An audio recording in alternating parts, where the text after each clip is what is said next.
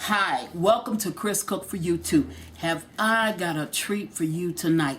So many of my viewers have requested my cheeseburger soup.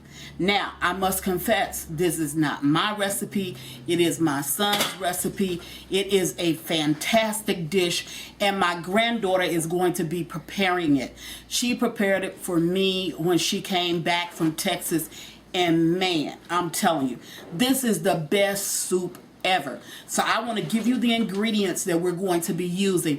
At the end of the video, I'm going to measure out everything and put it at the end of the video. So don't worry about it because you don't see it now. Now, let's get started. Here I have 5 pounds of ground beef. You're not going to use that much. I'm going to use that much because I have quite a bit of people to feed off of this soup tonight. We're also going to be using celery, garlic powder, salt, pepper, real butter, not margarine, real butter, mild shredded cheddar cheese, onions, Velvetta cheese, potatoes, milk, flour, and chicken broth. These are all the ingredients that you're going to need. Now, the sour cream and the bacon is optional. If you choose to use it, you can, but it will not affect this delicious soup that we're going to be preparing tonight. So we're going to go away. We're going to cut up everything. We're going to brown the ground beef. We're going to cut up the onions, cut up the celery, and get everything prepared, cut up the potatoes, and then I'll be back. Okay, now we're back, and my granddaughter is now cutting up the vegetables for the next stage of this recipe. As you can see, I'm standing off to the side. She cubed the potatoes with the skins on. We washed the potatoes and then she's cubing them with the skins on, and she's showing you exactly how she does that. So she just cut the potatoes, she cut them like, what, 4? Yeah. She sliced them 4 times, and then she takes them, turn them on the back for the end ones, and then she just slices it up, and then she cuts it up again. Okay, now we already have the chicken broth. It's over in the pot and it's already boiling, and what we're going to do is to add the potatoes to the pot of chicken broth. That's what you cook them in. You don't cook it in water. You just put in your chicken broth and then you cook your potatoes. And as you can see, these are bite-sized pieces of potatoes, so it should not take it that long to cook. In addition, you see that we've already cut up the onions, and we've just chopped them up the same way that we did the potatoes. You can see when I pull them loose, they're chopped up the same way.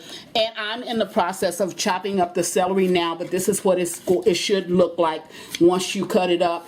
And the same thing with the carrots. I don't know if, because I had the carrots sitting over to the side, and the carrots is optional, but I had these few carrots in the refrigerator, so why not throw them in the soup? It's just going to make it even that much better. So we're going to go to the next step, and we'll get back. Now I'm at the stove, and I'm just showing you the size of the pot. I told you I was making quite a bit of it, so the pot is a little bit hot. I was making quite a bit of it, but this is the size of the pot that I'm using. Inside, you see the potatoes and the chicken broth, okay?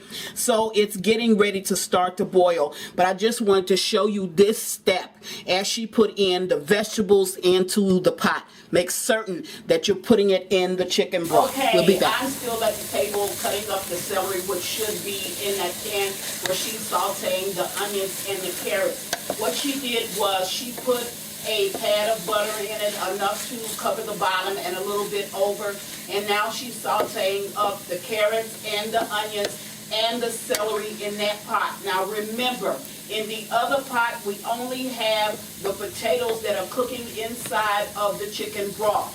You saute your vegetables separate, okay? As soon as this process is finished, we will get back.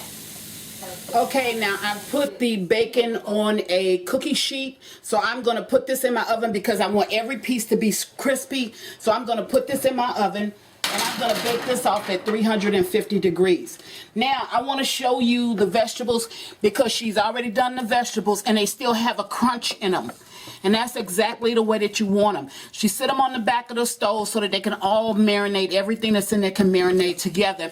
And while she's doing that, she's going to go ahead and ground up this ground beef. We'll cook it on the stove so that it can crumble up. And what we'll do is, when she finished cooking the ground beef, we'll come back. Now we're back, and as you can see, the ground beef has already been cooked thoroughly, and you can see it is small. We had it all the way down to small, and what we did is, once we got through cooking the ground beef, we just went ahead and strained it so that we could get all of that excess grease off of the ground beef. I forgot to tell you that this was an 80-20 ground beef. Simply means that it's 80% lean and 20% fat. So we had to take all of the fat out of the ground beef. Now this pot back here, which has the vegetables in it, what we're going to do is we're going to add this pot to this pot.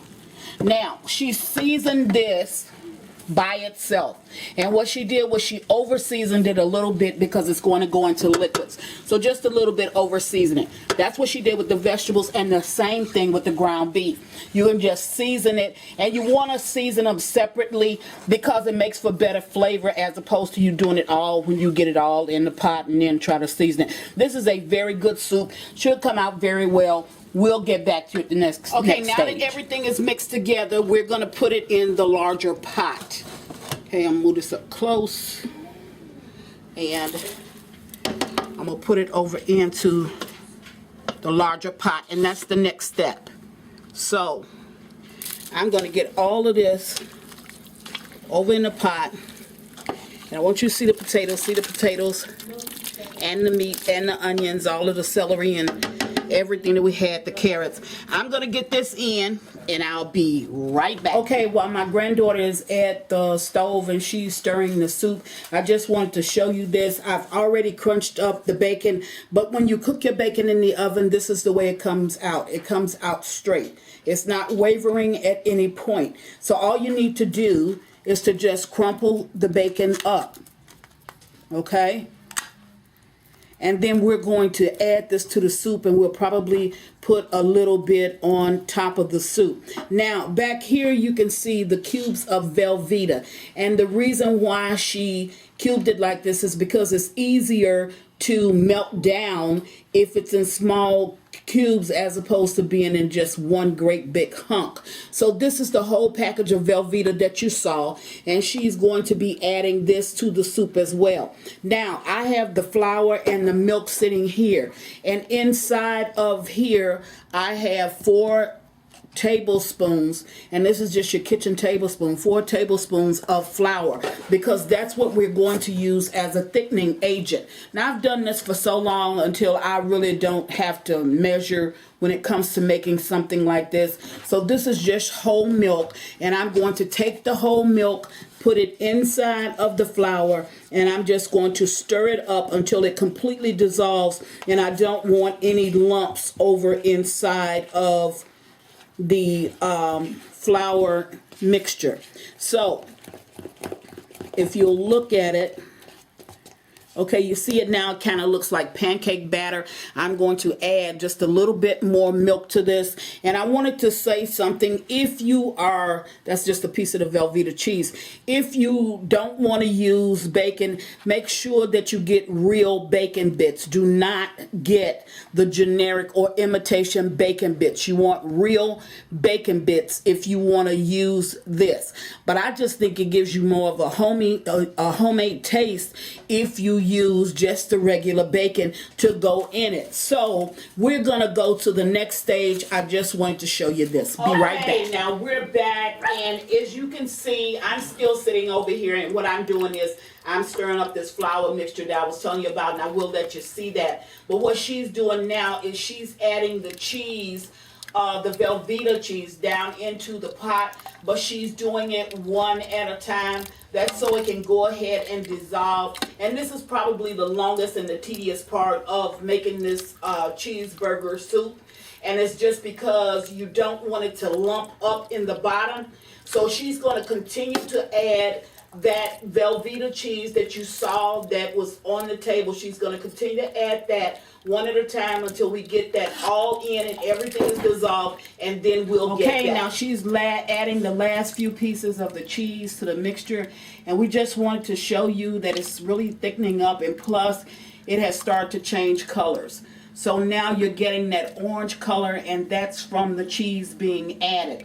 The very last thing that you're going to add is the bacon bits because you want them to be crunchy. But I wanted to show you the mixture that I mixed up. See how it is? It's kind of a little bit, I would say thinner than, it's a little bit thinner than pancake mix. And I've mixed it up. So we're going to pour that in just a minute. Okay, and we're back, and I wanted you to see how creamy the soup is. The only ingredients you add is just the ingredients that I showed you. So I'm going to put some in a bowl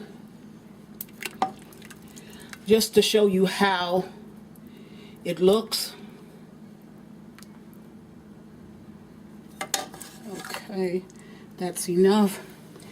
I'm going to sit it down here on the plate with the baguettes. And this bread, I just want to show you what the bread actually looks like so you'll know it when it's in the store. And a few bacon bits. I'm going to put a little bit of the shredded cheese down on the top. I'm going to add some bacon bits down on the top. This is what the bread looks like. Very hard and crusty. You can also add some sour cream if you like. You can add the sour cream. That's optional, but this is the best soup you will ever taste. It is our cheeseburger soup. Now, I just want to tell you, first of all, I want to thank my helper, which is my granddaughter. And as always, thank you for watching. Chris Cook for you too. Bye.